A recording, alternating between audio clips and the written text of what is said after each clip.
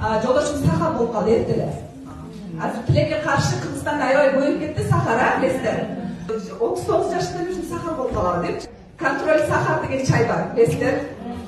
Анан молекуляр форседе контроль сахар деген бак бар. Анан ошону көтөрүп алып күйөөмө ээрчип врачына кошо бардым да. Врачына барсам, врач окуп көрдү.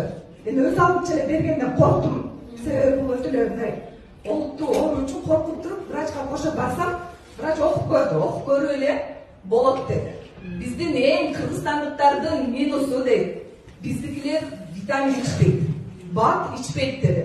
Өз негизи биз ичип турсак, ушундай оорулар азыраак болот эле. Европада да биринчи ден соолукту коет, анан сулуулукту.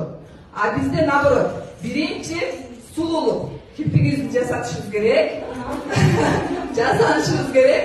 Сулуулукту биринчи коюп туруп,